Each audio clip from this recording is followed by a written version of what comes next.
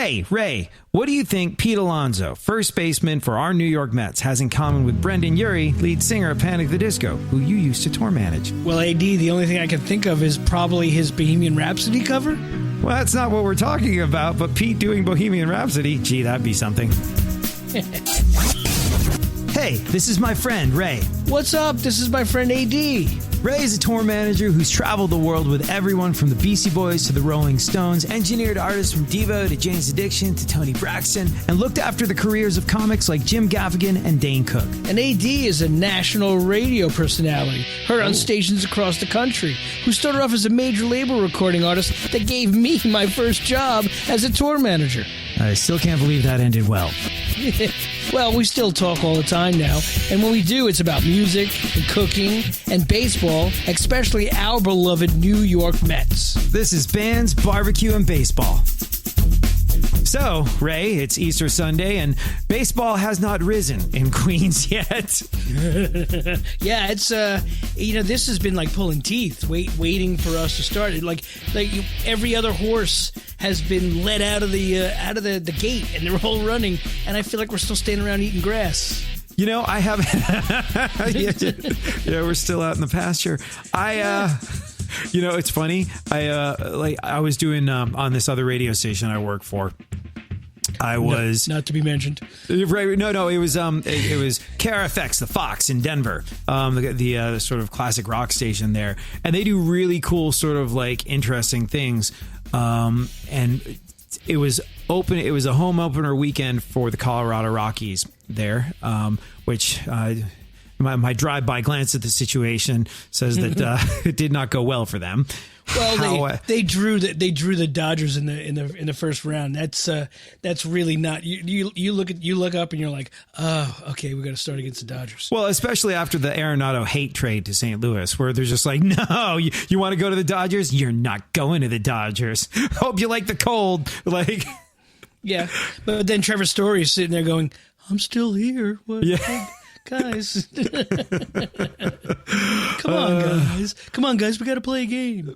But we were doing the double and triple play weekend, which means double and triple shots from your favorite artist in honor of the Colorado Rockies home opener, and we did a triple play from Led Zeppelin. And I was like, who know nothing about baseball because they're English, I'm guessing, and it occurred to me. Like the cricket slang that they probably know. I say, that was rather disappointing. He skiffled us. I thought we were going to have a googly when he hit it out of the cow corner. And speaking of cows, there's such a thing called cow corner in the game of cricket. And I've resolved, this has nothing to do with anything, but I've resolved to every single, do you know what the cow corner is in cricket? I gotta be honest with you, I don't. So it basically is an English way. I mean, I say he hit it out to the cow corner. That means you're hitting it where no one's fielding it. Like there's really no fielders there, so that's where the cows could hang out and graze on the grass. So anytime you hit it where they ain't, you're hitting it to the cow corner, which I love, and I'm going to start dropping it into baseball conversations. No, I think that's great because I mean it's equivalent to the gap, and if you mention the gap to an English person, it's a totally different. Mind the gap is I say mind the gap. Mind the gap, sir. No, mind the gap means the guy just hit a double down in the gap, and you better get over there and cut it off because he's going for 3. Yeah. From now on, whenever they hit him where it ain't, I say he hits out to the cow corner. This could be good. We could score googly. But yeah, there is no baseball in Queens. I haven't checked the standings yet, like to see.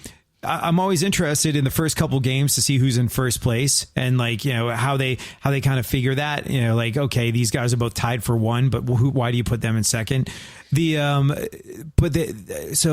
wonder if we are in first place because we haven't lost or if we're in last place because we haven't won. No, we're right in the middle of the pack technically because even though you're 0-0, with a team that's won 3 games, like the Phillies have won 3 games so far. Yeah, it technically puts us 1.5 games back in terms of just the statistical way of it. So right now we are a game and a half out, and we haven't played at all. But the benefit of that is the Atlanta Braves are 0-3, and they're 3 games back. So if we can keep this trend up, I wouldn't mind this for a little while. I personally am torn between calling out the Nats because I had heard, and I could be totally, barking up a wrong tree in this, but I had heard that maybe they violated some protocols in terms of what they agreed to do and maintain.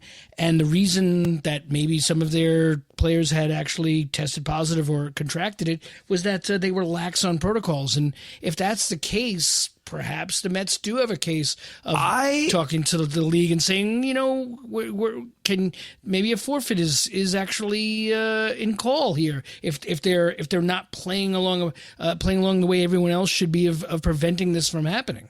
Well, I mean, there was a lot of people saying, hey, like the Marlins came with their B squad last year, why couldn't they? It's just, and the other thing that, and I can't remember where I heard this, but I heard that Major League Baseball was really going to be strict with regard to enforcing COVID protocols. And I'd heard somewhere along the lines that, and this might not be true, but I'd heard that you violate the COVID protocols, you're done for the season, was the message they were trying to send.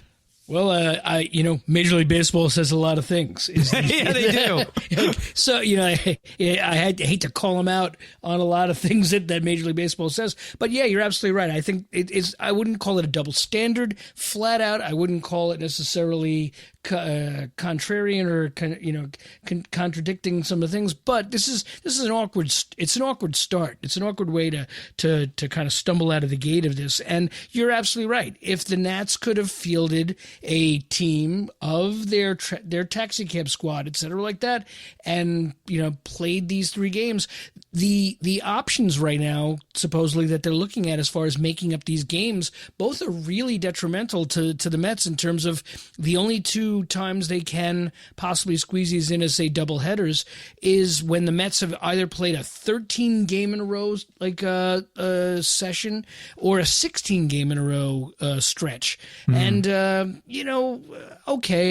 think we've all got to be flexible. We all need to kind of wade through all these things. It's a very awkward start. And speaking of awkward starts, you and I just several days ago, literally texting each other in the middle of the night before Lindor literally made his deal with the devil.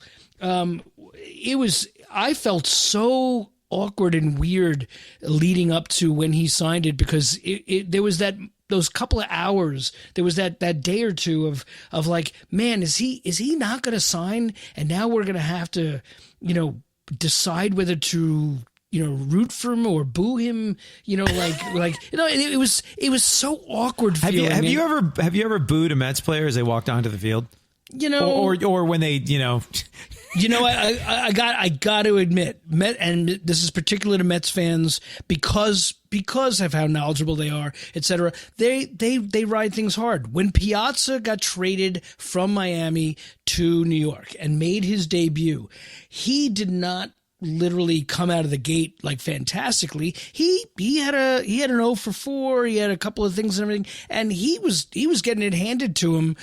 For I would say the first 2 or 3 weeks, it was not that great of a situation, and everyone was kind of like, I've heard so much about this Mike Piazza. Where is he? And of course he showed up, and of course he corrected everything, and of course he became who he is in terms of the Mets. But I think the Mets fans are particularly brutal hard. Is the word I think you're looking for. Brutal is a very good word. The only other fans that I could give super cred to in terms of like maybe their dedication and knowledge, and I'm saying this really, is St. Louis Cardinals fans are incredibly knowledgeable, incredibly dedicated. The history of the team, the history of the St. Louis Cardinals, they're the National League Yankees in terms of how many victories, many World Series championships. They are second to the New York Yankees in terms of World Series wins. And, to do that in a town where you can't obviously Steinbrenner money your way into a bunch of championships in the 90s. You know what I mean? Like to do that in I'm sorry, Budweiser does not have a lot of money. Wait, we better start looking through the couches. Well, that's the flag they wave in St. Louis. At least that seems to be the take that I have, where they're just like, we are like we're a small market team, but we can take it to the big boys. Or not even a small market. I guess, like, I'm familiar with St. Louis because there's radio markets. I think they're market number 25 or something like that. So there's still, considerably large city. But I think that, that's the kind of flag they wave. It's just like, we're not New York, we're not LA, but watch us go. If you follow along with the teams that the Cardinals put together in the late 90s, 2000s, so could consider it like at least a good 10-year run or so, capped with their World Series championship that they earned by beating the Mets in 2006. If you follow those Cardinals teams during those times, it's a remarkable time period in that organization in that they had a consistency of very good players, but every single year they had a turnover of several key players, and they replaced them with very key players. They made incredible franchise decisions in terms of front office, in terms of potency, in terms of putting people in the right place. They did not rely upon and stick to their guns of like, these are our core and this is what we're sticking with and this is what we can do. They had Albert Pujols and he left and went to the Angels. They had players. They had Carlos Beltran, who was fantastic for them, and he can and then left to come to the Mets. But there was I'll give the Cardinals credit. They were a great organization during that entire period where they every year, boom, boom, boom, they put together a good team that was always there, and it did march to a championship in 2006. Well, I think the other thing about St. Louis Cardinals that I've always I have a soft spot for the St. Louis Cardinals because of Keith Hernandez, and yep. Especially after, you read the book that we've both read, the I'm Keith Hernandez book, which please, if there's any kind of, if you are a fan of Mets, if you are a fan of baseball, if you're a fan of the Cardinals, there's a lot of great Cardinal stuff in there. If you are, a fan of broadcasting, this is a must read book. It's great. And I started with the book because I actually won the book. I won the book in a Twitter competition. You're those things where you're like, hey, if you retweet this, you might win a copy of the I'm Keith Hernandez book. I actually won one of those. I was like, sweet, I was going to buy this anyway. And then 2 or 3 chapters in, I saw that there was an audiobook out where he reads it in his own voice. I was like, done. I have to hear that. It was one of my favorite voices in history. I think he's one of my broadcasting heroes and one of my baseball heroes, but it's just so good. And it kind of reinforced my soft spot for the Cardinals. And it's not a soft spot. I never go, gee, I hope they do well. It's more of an admiration thing and Keith Hernandez even said it once when, it was a close game and the Cardinals just took it to the Mets, and they fought. They caused chaos running the bases. They played this hard, fast, aggressive baseball, and they beat us that day. And I can't even remember which year it is, but I'll never forget what Keith said. He's like, "Yep, that's the hard cards," and people never heard that expression. He was like, "Oh, we used to use that a lot." And I think what they have done there in St. Louis is they've built a culture of baseball where star players can come and star players can go, but they have an attitude toward how they play and an attitude toward how they carry themselves, which is always going to be really tough to overcome for anyone. And I think what I love so much about locking down Lindor for the next 11 years is I see the start of our we had it with our key players. We had it with these key players who really kind of developed an attitude of picking each other up and being supportive of each other and really admiring each other's work and really kind of cheering each other to victory. We're building our own long-term culture. And I think that's what the Cardinals have. And I think that's what continues to make them dangerous. It doesn't matter if you're going all the way back to, the late 70s, early 80s when Keith Hernandez was playing with them, or till now in 2021, there's that DNA of the attitude of how they play that's so powerful that I think we're, getting our own shot of right now. Yeah, the proper terminology is definitely intangibles. What Lindor brings is he's not going to.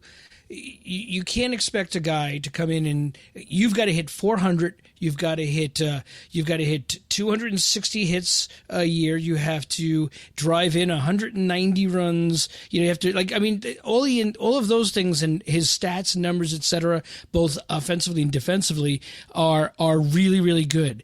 I think intangibles of what he brings to the team, of how he raises all the boats around him, of the attitude, the generating of a team where everybody comes with that attitude.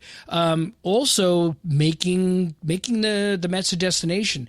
There are players, there are trades, there are guys that have come to the Mets during the course of our history that have made the change in the team to where it's now a desirable destination, and that the offshoot of that is the other players who may not have decided to, I don't know if I want to come to the Mets, but because that player's there and because there's that culture generated that they've wanted to. And I think that's the one thing about Lindor that I think Steve Cohen probably recognized and said, I'm not just, yes, I'm forking over $341 million for this amount of time, and this is what it is.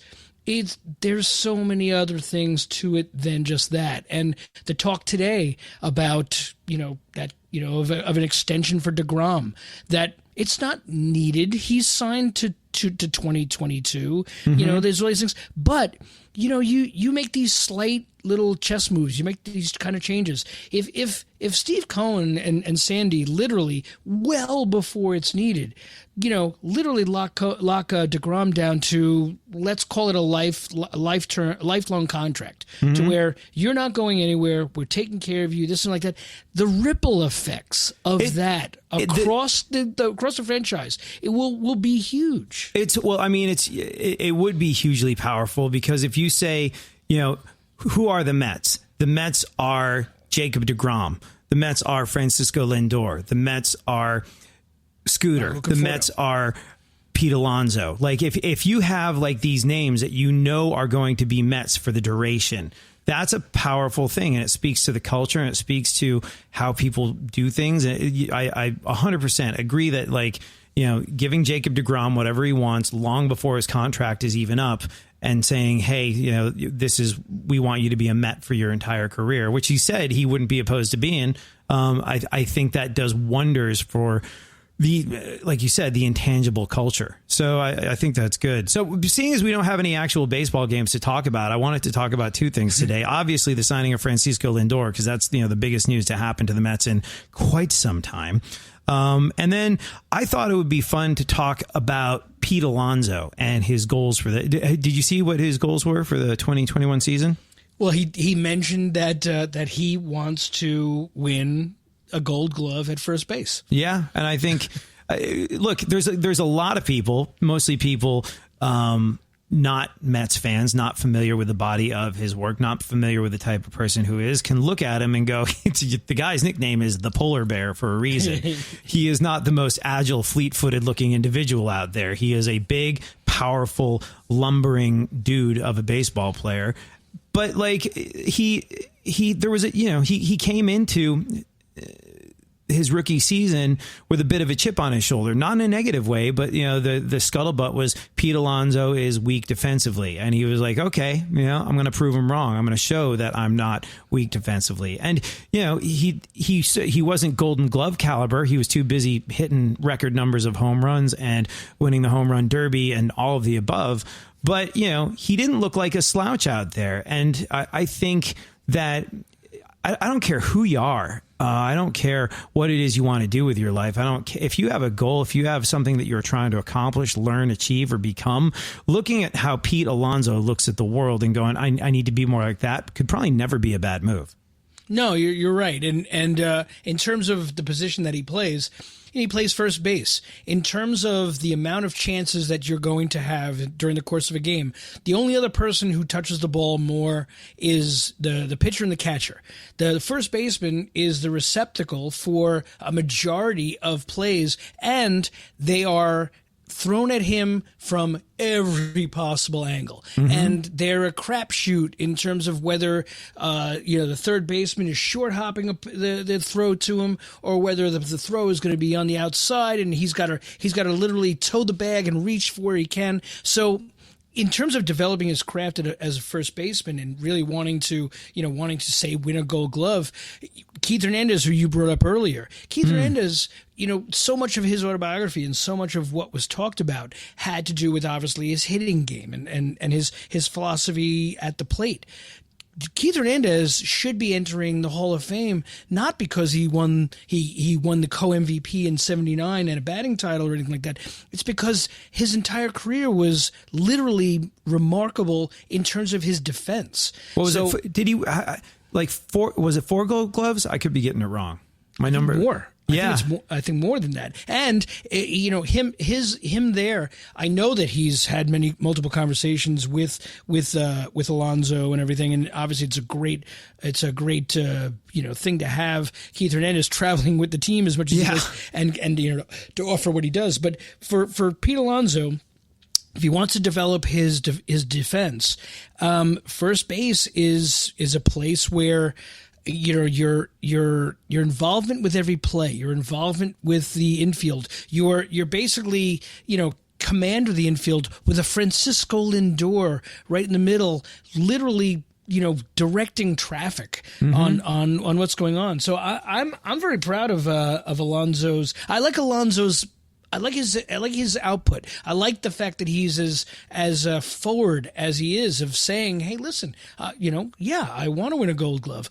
If he had come out during his rookie year when the Mets were just almost about to say, "No, we're going to hold him back because it gives us better control," like the mere fact that he came out, if he had said, "You know what? I'm going to break the rookie record of home runs this year, and I'm going to go to the All-Star game, and I'm going to win the home run derby." I mean, if he had said these things, it would have been looked at as this bold arrogance, of course. But like if you call your shot, you call your shot. I think one thing I like about Alonso is he's not afraid. He's not afraid to make bold statements. Well, I think the other thing, and he does it in a humble way. I think.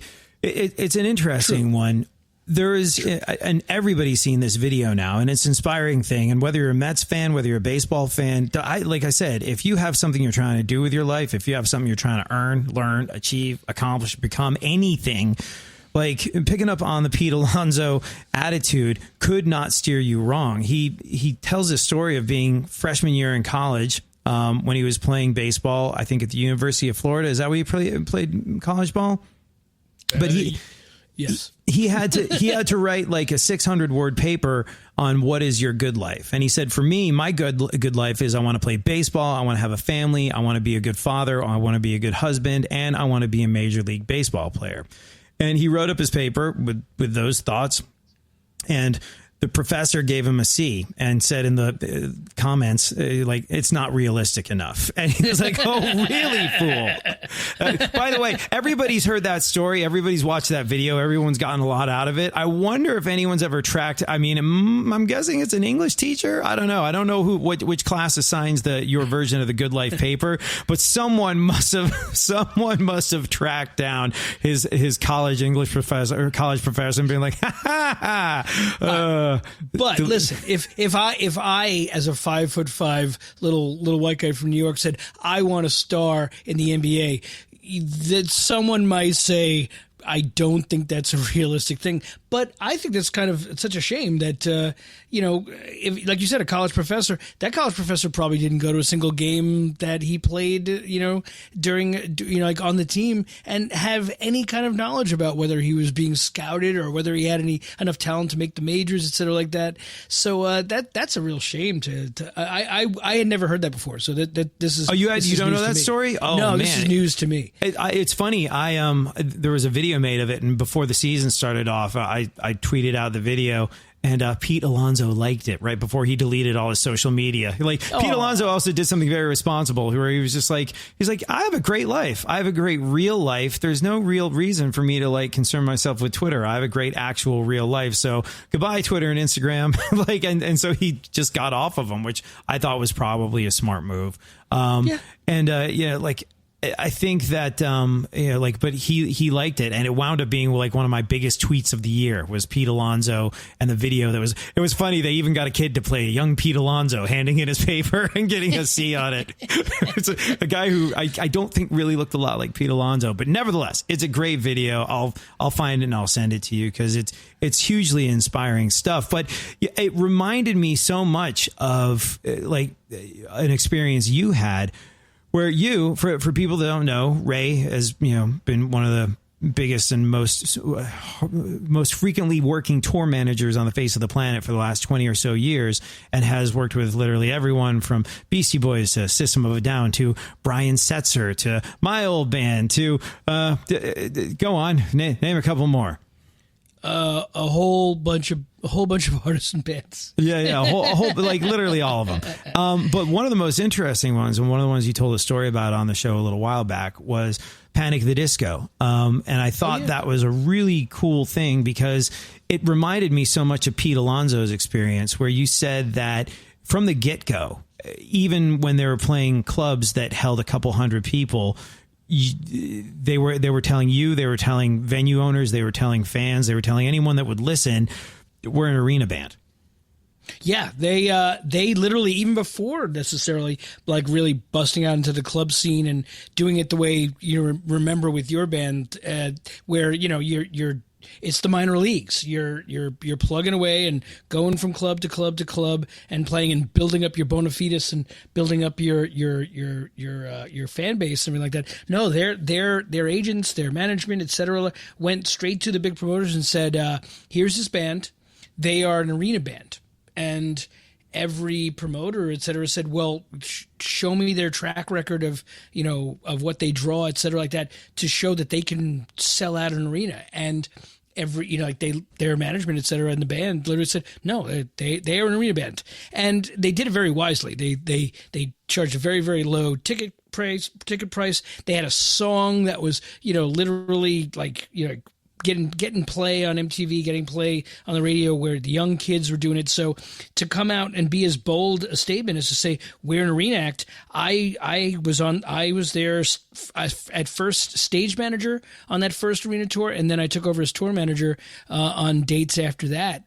And we walked in as an arena act and walked in, boom, first show sold out, second show sold out, whole tour sold out. And they brought it. They said we are, and then they became they are. Very similar to how you said Pete Alonso, basically proclamated, this is what I want to do. This is how I'm going to do it. So it's a very good. It's a good analogy. It talked it into existence. I mean, I think also similar to Pete Alonso, where people looked at him and said, you're weak defensively. You might be able to hit, but you have a reputation for being weak defensively.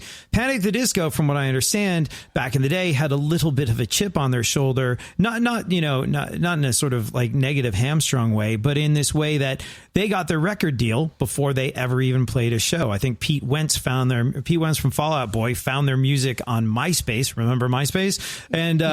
And like, what, this is great, gassed up the Fall Out Boy jet, flew to Las Vegas and signed them without them ever playing a show, just because he felt like there was something special there. And that led to a certain amount of, this is not a real band. You've never played a show. Show us something. And they went, okay, watch. And they freaking did. Well, I remember we were just about to start the tour, and the bass player, and forgive me, the name escapes me, but the bass player that was originally in the band, his mom wouldn't let him go on tour because she said, no, you got to do school. And so like their first big tour that we did, they had to automatically start with a different bass player because the bass player's mom said, no, you're not allowed to go because you got to go do school. So I mean, it was literally at that stage of their careers. And Brandon, like, to his credit, this is now years later and several different iterations and amalgamations of the band and who's in it, etc. He's the star. He's I think man. It's just him. I think he was, everybody else kind of bailed on him at some point because they not bailed on him, but some people bailed, some people fell by the wayside for whatever reason, but it got to a point where it was just him. And I really give that guy extra credit because, they had their moment. They had their, they were a part of that MySpace scene in the, 2004 to 2007, where every band was blown up on MySpace. Every band was wearing guy liner and girl jeans. Every band had a hairdo that made it look like there was a truck going by them doing 50, and they were the biggest one of those bands. And they did really, really well. And then all those other bands, all of them went away. Like there were a million of them. They were all huge, and then just crickets, nothing. And they were kind of in a position where a lot of folks, certainly, working in radio, they were the biggest thing. And then it went to, there were a lot of program directors, a lot of people that were of the mind that this is a band that is done.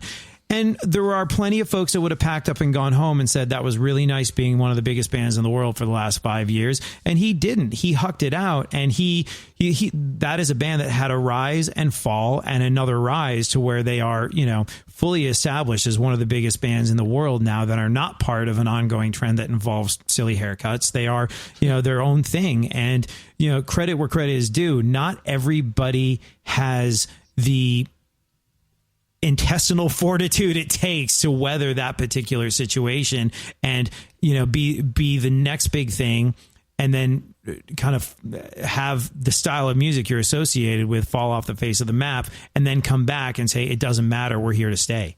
Yeah, it's all credit to Brendan. He like you said, he took the mantle. He took it and ran with it, and everybody else kind of did kind of fall upon the wayside, either through personal issues or situations, etc. like that.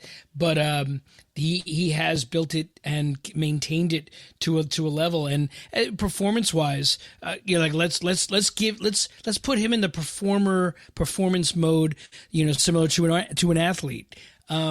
He calls his shot. He brings it. He has those intangibles that break through and affect everything around him. And I give him total credit for showing up for.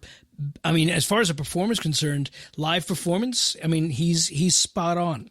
Oh, it takes cojones larger than any church bells I've ever seen before to go on stage and be like, I'm going to cover Bohemian Rhapsody and pull it off. Like who do you think you? Oh, wow. Oh, wow. No, he killed it. He kills it. Well, yeah, we've had him come through and play radio station festivals that, stations I've, and I see the response in the crowd where the first piano note of Bohemian Rhapsody comes in and people are like, what? And then it's just like, oh, and by the end of it, people are like, holy cow, because it really was a defining moment when you cover a song like that, when you are going to have the unmitigated gall to do a Queen song, and you are going to have the unmitigated gall to say, I'm going to, Freddie Mercury did with this was neat, but I'm going to add my own twist to it and have it work. It's just unthinkable that would work, but it happens. I've never seen a cover song be a proving ground for a band in the same way. He to me is a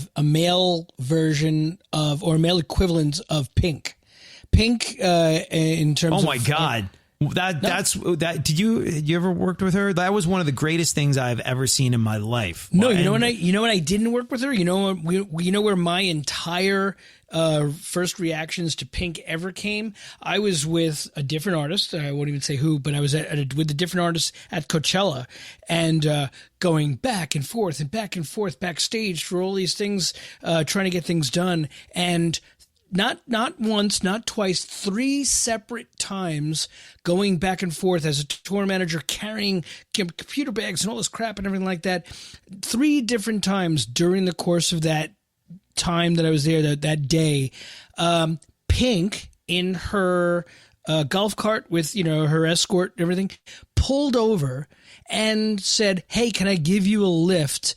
And helped me get from one side of this, monstrosity place to another with no asking, like, hey, who are you? Who are you with? Something like that. Like, it did not matter. And I was with a main stage act on that run, and being there, but just totally coincidentally, and just how it worked out. My entire impression of her as a person is derived from how, sight unseen, did not matter who I was, her pulling over and saying, hey, can I give you a ride, and helped me back and forth. Then it made me literally circle back and say, I want to see what she does.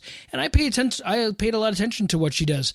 And she reminds me a lot of Brendan in terms of what they put out, the confidence, what they do, what they give. So like I said, my experience with her comes from literally that experience. You know, I think this segs very well into what I wanted to talk about with the Francisco Lindor signing, and specifically with Pete Alonso. Pete Alonso did that thing where they had a press conference. They're like, so, Steve Cohen offered $325 and Francisco Lindor asked for $385 in another couple of years. What do you think of that? He's like, pay the man. He's worth it. Pay him $400 million. And they're like, really? Seriously? He's like, yes, he's absolutely worth it. Well, what do you think makes him worth it? He was like, well, he's all these things as a player, but it's the intangibles. There's so many things that he brings that you cannot measure, and the way he makes everyone around him feel, and the way he, makes his teammates feel, and the way he makes it feel like a team. And really could not have been a more glowing review of the guy. You could completely have removed what he said about Francisco Lindor deserving $400 million, and it would have been equally as valid. By the way, the internet can totally hear you pouring yourself one in the background as you do that. For those that don't know, Ray and I are not in the same room, but I heard him do that. I was like, oh, look, he's screwing the cap back on like that's not the last one. Technically, I'm very close to the washing machine, and that was me adding washing machine cleanser to a cycle that will start after. All right, no, whatever. That was a cap of a bottle. Okay, I think, but people would probably people would like to know what you're drinking. What do you do? What are you drinking? Ray Miko likes to drink the Tullamore Dew Irish whiskey, which is an equivalent of the Jameson, but in my personal opinion, the Jameson is a little too sweet. Has a little more sugars. The Tullamore Dew is a little bit more of a straightforward triple distilled Irish whiskey. And it's Easter. Happy Easter, by the way, to you and to everybody. Yeah. For Easter, I am taking care of business. For Easter, you are embracing the Irish side of your heritage with a Tullamore Dew. Oh, tala. Oh, dee. Oh. But you know what? That's going to perfectly segue into when I ask you about your smoking ham. So, right, yeah. We'll get into the Tullamore Dew and smoking ham in a little bit. Exactly. Let's pace ourselves here. Yeah. So, where were we? Oh, yeah, Tullamore Dew. Oh, yes. Even without the mention of the $400 million, what Pete Alonso said about Francisco Lindor was an unbelievably glowing thing. And I liked that Francisco, when asked about that, what did you think of what Pete said? He was like, that meant an awful lot. He was like, that meant an awful lot for him to stick his neck out for me that way, for him to say those things about what I bring to the team in addition to my playing. And it was really, it was really kind of a special love-in Mets moment that I think made everybody feel really, really awesome. But I think that that's what makes him. Oh, go on. Well, I was going to say, what if for the next 10 years, just like he's talking about, we now are literally, hitching our wagon to and really, really like following Lindor, Alonso, Smith, McNeil. This is the culture of the team, and that's a powerful thing. And so speaking of your boy Brendan Urie from Panic at the Disco, I don't know if you saw it, but a little while ago, and I don't remember what it was for. His high school music teacher was interviewed. Yeah, and the whole thing was like, hey, you're the high school music teacher or the lead singer of one of the biggest bands in the world. And, you're still in touch. You're still friends. He's still very grateful for everything that you did for him. Could you tell? Did you know he was going to be was he just a next level musician? And his high school music teacher was like, he was really good. He had all these things. He was clearly a gifted musician and great at all the, stuff that we did, and had a real sort of natural musical ability. And you could tell he had all that. He was like, but he was like, what Brendan is really first and foremost before anything else, he is a really, really nice guy. And he was like, he has an ability to make everyone around him feel special and cared for and good, whether it was the people in his high school band, whether it was the people he's working with, or whether it's a stadium full of 10,000 people. That guy has the ability to make everybody feel good around him. And that, to me, is exactly what Lindor brings to the Mets. He has this ability, and it's so funny because when Pete Alonso summed it up as being intangible, it makes perfect sense, because when they asked Francisco Lindor, hey, are you going to be a leader of the Mets? You were viewed as a leader in the clubhouse in Cleveland.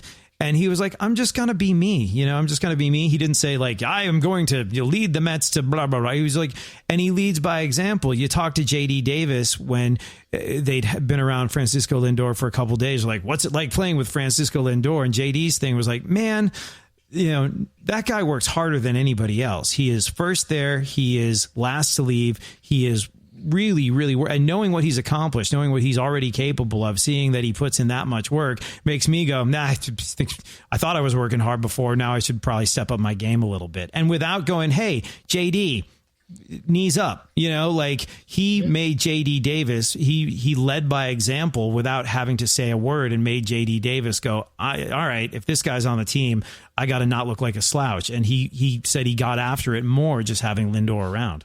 Yeah, well, it may reap benefits immediately in terms of this year, and the way that Cohen and Sandy, the work they did leading up to this season of turning over the 40-man roster and giving the depth and everything that they did is one thing.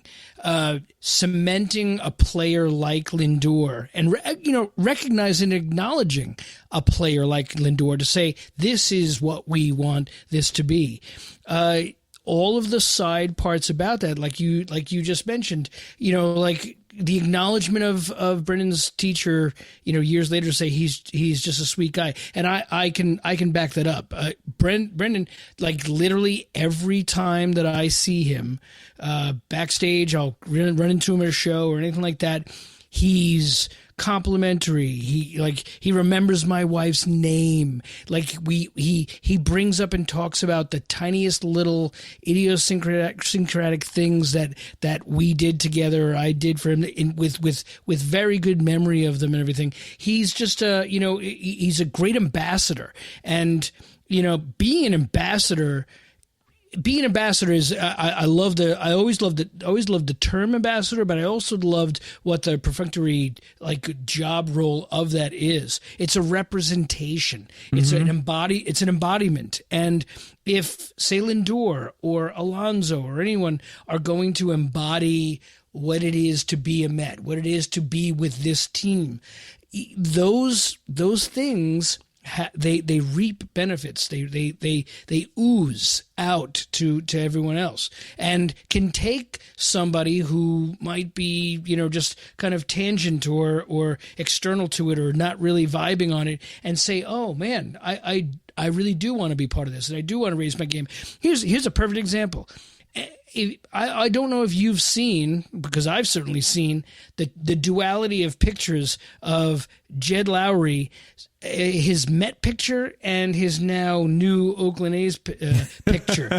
And like the dour look on his face of, I just signed a two-year $20 million deal with the Mets, but I'm injured and I don't know when I'm going to be able to play. And his now big smiling, gaping go of a smile, and now starting for the A's. Like, I have a serious resentment towards that guy and what he presented himself, the ambassador that he was of the game, of himself, etc., like that. That's going to haunt me. That's going to stick with me for a really long time. The Mets, players like Dom Smith, and just they talk about his skills. They talk about his skills the same way they talk about his effervescence and his love of the game and his love of being there. That flows. That sticks with everybody. That becomes epidemic. I love that. Yeah, there was. When hungry for any kind of Mets content whatsoever, I've been watching that Cookie Club thing that he does with Steve Gelbs and JD Davis.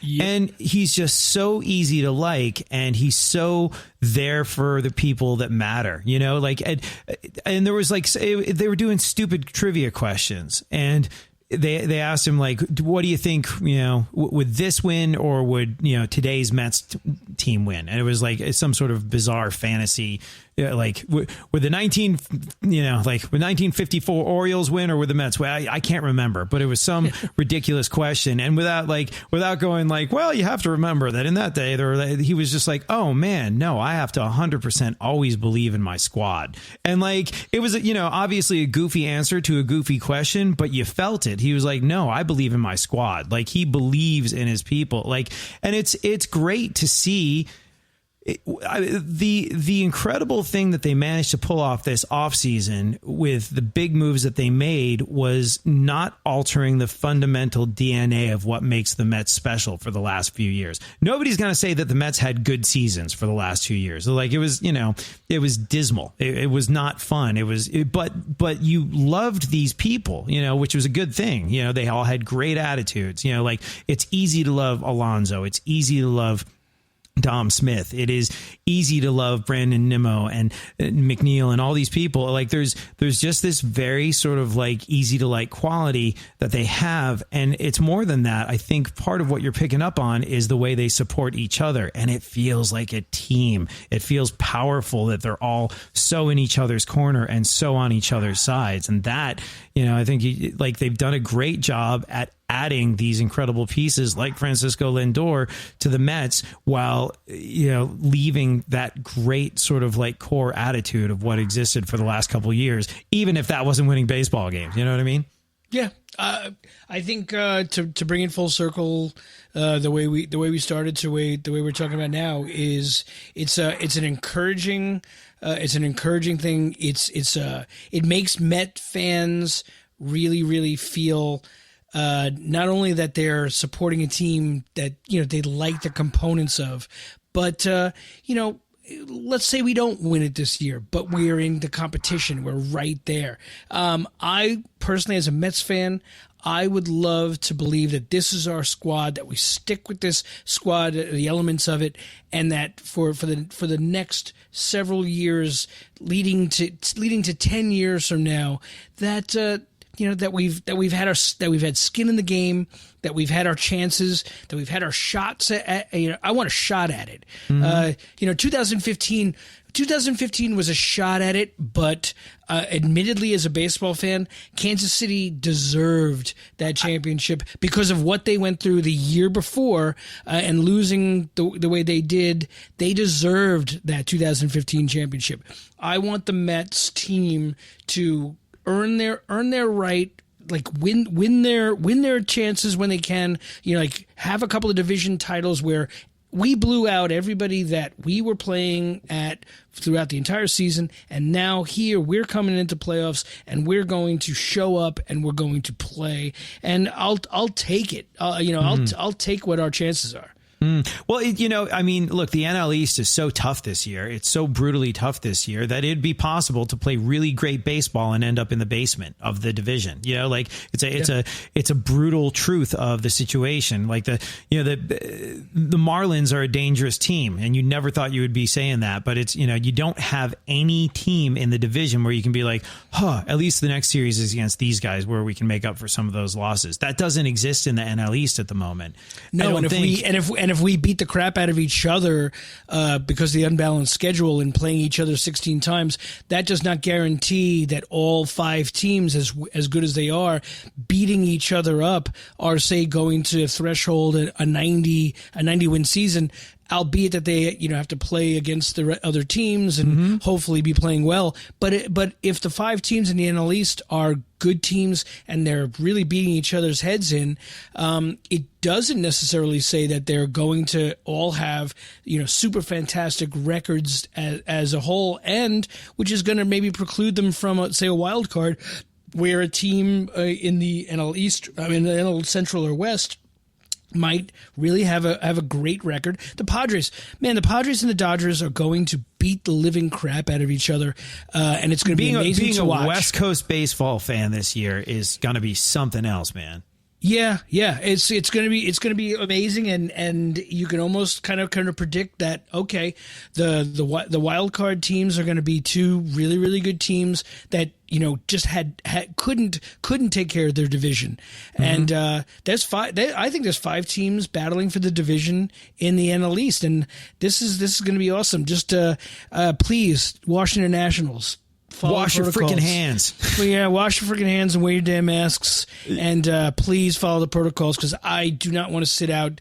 I don't want to sit out any more games, and I certainly don't want to play stupid doubleheaders that we didn't have to play. Well, it's continued on. I can't remember who are the Nationals supposed to play next, because they're not playing. No, the Braves. No, they just literally. I'd like to break some news, but they just announced that they will play on Tuesday against the Braves. Right. So, but not Monday the way they were supposed to. So they're missing the first game of the series against the Braves. Or am I making that up? I thought there was one game canceled. Like they needed one more day of observing COVID protocols to be in the clear. I just saw this come across the Twitter. And I'm scrolling back to find it, but there was an announcement that the Braves will play. That the Nationals will play their next series because they haven't had any new positives. And I could have sworn. Oh, here it goes. Nationals to begin play on Tuesday versus the Braves. MLB announces that they will begin on Tuesday versus the Braves. The most recent rounds of test results include no new positives, which means to me that the Nats had a Monday day off, which would have been the day off after playing the Mets, and that their next series starts against the Braves in Atlanta on Tuesday. Right. Yeah, it's as much as we were saying it's going to be like a brutal slugfest in the NL East. I was interested to note that the Phillies swept the Braves in that series, the first series of the year. Like Philly swept, and I wasn't expecting. The Braves are always tough. It's funny.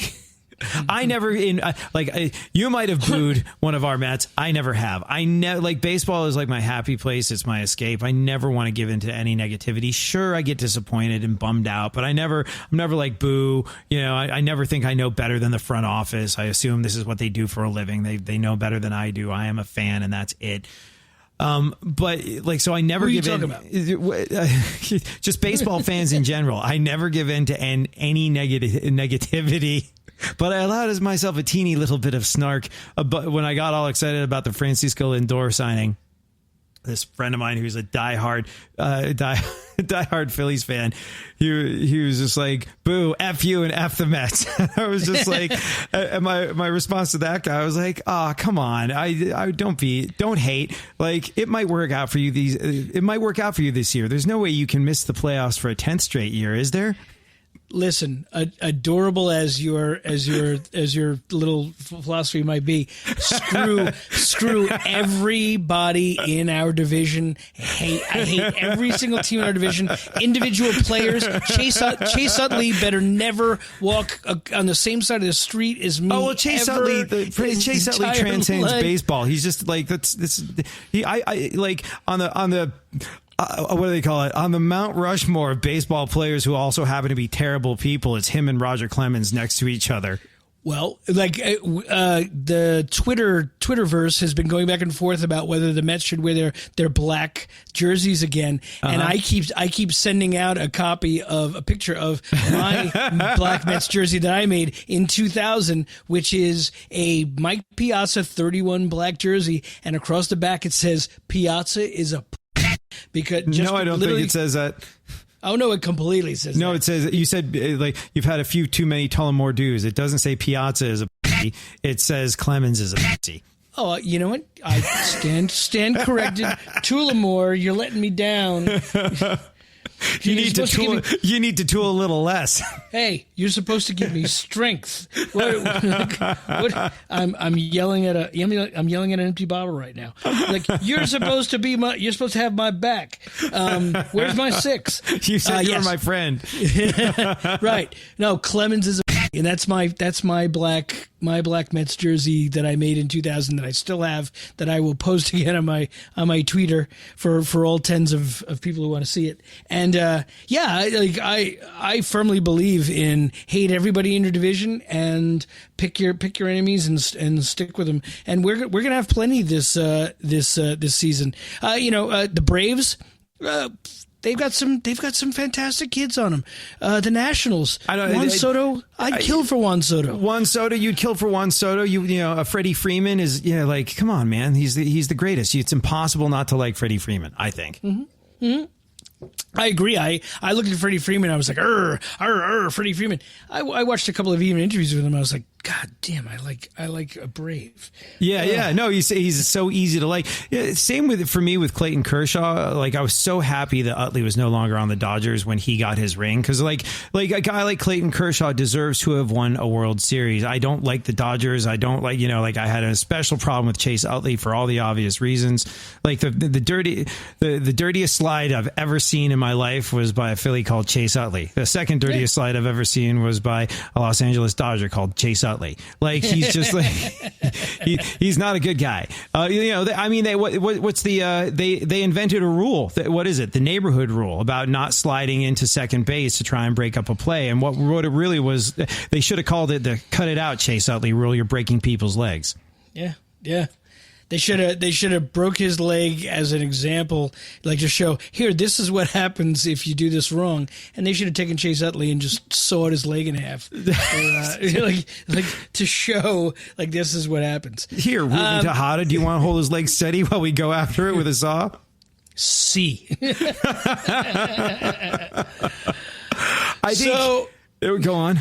No, I was gonna say I was gonna wrap that part of everything in a bow of the fact that we've got a really, really nice team going. We've got a really nice ownership going. I want to see these extensions being doled out, not as Christmas gifts, not as just like little things.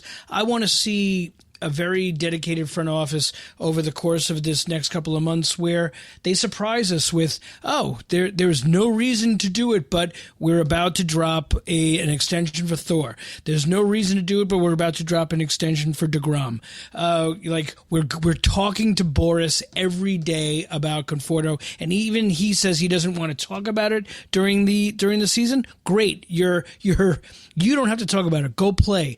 Your agent will go talk to him about it, and lock these things up. Give the fans a lot of things to hope about, and to just kind of say, wow, this ownership and this front office really cares about what's going on, and they got a great idea about it. They got a great they got their finger on the pulse. I think that would be awesome. I think it becomes less about locking up great players and more about locking up a great culture for the next 10 years of what it is to be a Met. Yeah, very well said. Very well said. Go on. Oh no, I was just about to say, for Easter, yes. Have you gone full Easter on anything cooking wise, or what you guys are having? I went literally ham. I went ham, my friend. For Easter, I went ham. Which, by the way, have you ever smoked a ham? Of course. So I did one at Christmas, and I put a lot more effort into it, and I like this one better. I think it you know what it was? I didn't think it was possible, but I think my Christmas ham was a little too smoky. I think it was because I wasn't sure if I was getting. I was like, ham's such a strong flavor. I need to add I need to make sure it's really getting smoked. So I built the way I do it. I don't have a smoker. I've got a grill, and I use either just a tinfoil pouch that I fill with wood chips, or occasionally I'll use the smoking wedgie. You seen that? Very importantly, what kind of wood and what kind of wood do you use? Because if you use an overpotent or an overly flavored wood, it almost works contradictory to the ham, which has a very strong flavor to it. Right. Like hickory is not necessarily necessarily a flavor you'd incorporate into ham because it's got such a strong flavor to it that you're almost overdoing it with flavor. Well, hickory is my go-to smoking wood for that's my starting line base. And I don't think the problem was because I did a mix of hickory and apple, I think, or hickory. It was hickory and some fruity wood that I used for the Christmas ham. But my mistake was I built a little tent between and it was still delicious, but it was like, wow, that really is smoky. I built a little tent of tinfoil over the ham and connected it to the smoke and wedgie thing where the smoke was coming from. So it got all the smoke for many hours. And so it was really smoky. But today's smoked ham worked out great because I took a much more laid back approach to smoking it. And by the way, if you are new to the concept of smoking something, ham is a great low risk way of getting into it because when you buy a ham, you're not buying a raw piece of meat. You probably know this. I had to double check the first time I decided to smoke a ham, but the curing process that turns it into what is effectively a ham is something that is making it ready to eat. If it's called a ham, you could take it out of the package and eat it. So really all you're doing is warming it up and adding some smoky flavor. So what I did was, I put my grill to 250 degrees zoned, which means only one side of it was heated.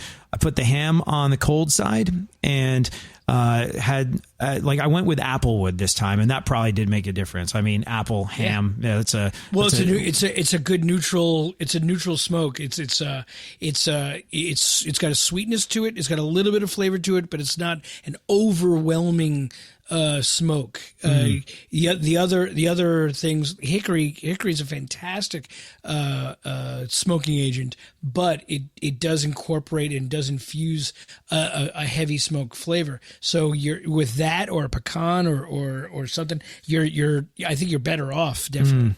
Yeah, I think you're right. Like hickory, is a zing. It's got a real zing. It's a sharp flavor to it. And if you're cooking something that's a little bit dull, like if you're cooking like chicken, hickory smoked chicken breast is delicious. Like it is fantastic because chicken breast is not the most flavorful thing in the world. And so, giving it something that gives it a little bit of a zing, I would totally go with that. But, a ham is a flavorful thing. So you want something a little bit more subtle. So I went a little easier on the smoke. Definitely did not build the tent. But all you're really doing, if you've never smoked anything before, just heat up your grill to 225, 250, whatever it is you'd heat up your oven to when you were warming up that ham that you just purchased. Do it zoned so it's only one side of the grill that's on. Put the ham on the cold side and put a tinfoil pouch full of your chosen wood chips.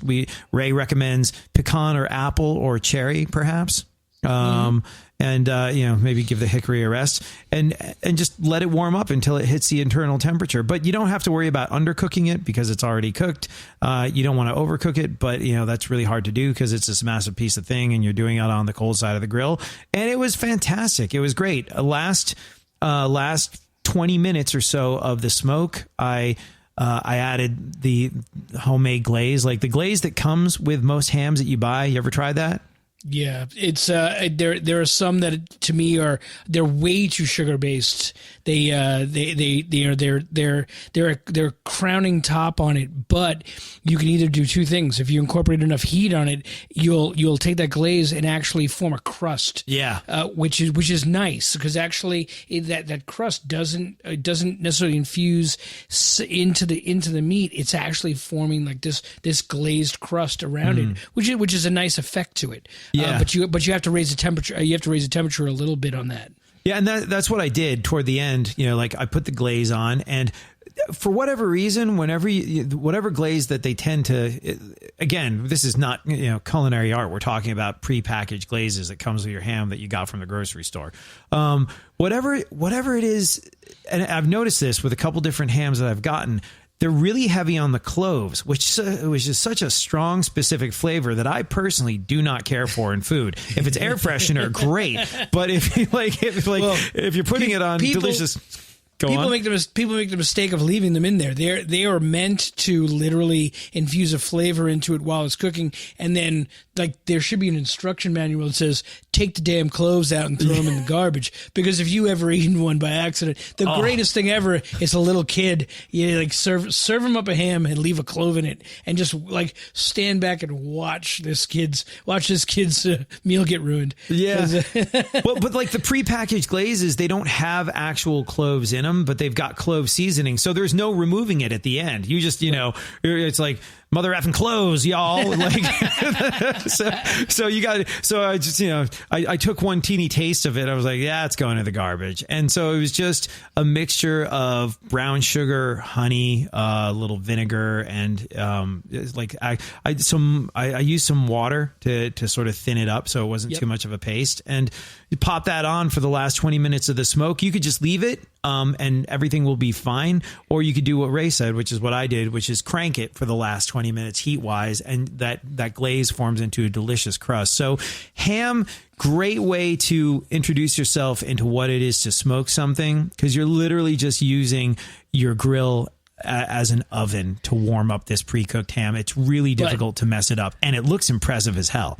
But did you incorporate our new favorite flavor of the last several weeks? Oh, the Hungarian paprika. That did not make its... The Hungarian paprika did not make its way onto the ham, but I'll tell you what the Hungarian paprika went into was the scallop potatoes that I made. Oh, yeah. Which was... Yeah, no, that went in with a little bit of cayenne pepper into the... I guess you would call it a roux, when you mix sort of like flour and butter and... or it's almost like making a... Is it bechamel sauce? Is that how you pronounce it? If I can say it in my finest New Orleans style, that M's roux. Yeah, so you're making a roux for the scalloped potatoes, and so into the roux went a little bit of that Hungarian paprika, which Ray advised I give a go, which is delicious. It's like, paprika is kind of like a, it's subtle until it's not, like you go, to me, paprika is always like, is it anything other than a color? And I don't taste anything until you add a little too much of it and you're like, that's a lot. But the Hungarian paprika is a little bit more mild to me and a little bit more sweet. And it really kind of like adds something subtle without being like this over the top crazy flavor. Yeah, use it. I would use it in rubs, in dry rubs, etc. And specifically the Hungarian, you're right. It has a sweetness to it. There's regular paprika, there's smoked paprika, there's hot paprika. Particularly the Hungarian is just it's a fine ground version of it with a sweet touch that really, really kicks off so many things. And that was really, really good application to it with the scalloped potatoes. Well, with the scalloped potatoes, it was mixed with a little cayenne pepper. With my sort of like beef rub, it's with salt, pepper, garlic. I guess one of the big appeals of the Hungarian paprika is it's a spice that plays well with others. In many ways, Ray, you could say that Hungarian paprika is a Francisco Lindor of the spice world. It elevates everyone's game around it. Oh my God, you cut me off before I was about to so sophisticatedly say, wow, AD, you've got the Lindor of spices in your man. Kudos, you cut me off. Kudos, very, very well played, sir. All right, so I wonder what we're going to compare Francisco Lindor to next week. Last week, Francisco Lindor was the Robert Trujillo of the Mets because, like Robert Trujillo, when he joined Metallica, he made all of them play better. This week, Francisco Lindor was the Hungarian paprika. He's the Hungarian of the paprika. Mets. Totally, and he might take offense to that because he wants some kind of other kind of a spice to go in there. But no, you're the Hungarian paprika, man. You elevate everyone's game around you. Play well with others. You bring out the best in everything from ham to beef. Yeah, and Pete Alonso is the hamburger helper.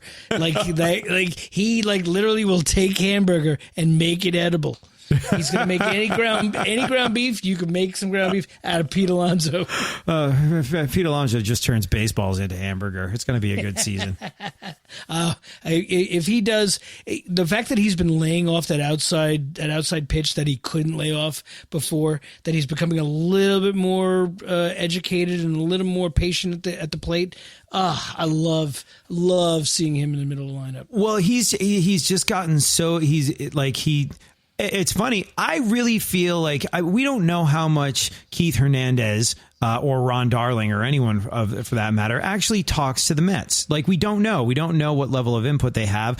It might be one of those things where, like the front office and the clubhouse and the coaching staff might be like, don't talk to Pete. Don't tell him what you did in 1978. We're trying to, don't mess with a plan. But I have to imagine the input he would get from someone like Pete Alonso would get from someone like Keith Hernandez would be invaluable. And, it's funny because Keith Hernandez has been saying this spring training, he's like, I like what I'm seeing with Pete. He's become much more disciplined, much more intellectual, much more focused and patient at the plate. And that sounds exactly like, during the offseason, he was like, hey, Pete, you got to get a little bit more focused, disciplined, and intellectual at the plate. All right, well, then picture this, and I'm not saying this actually happened, but I just want you to visualize this actually happened. So about a week or so into spring training, they were all there together. They had a game, everything like that. Everyone hits the showers. They're about to head out for everything like that.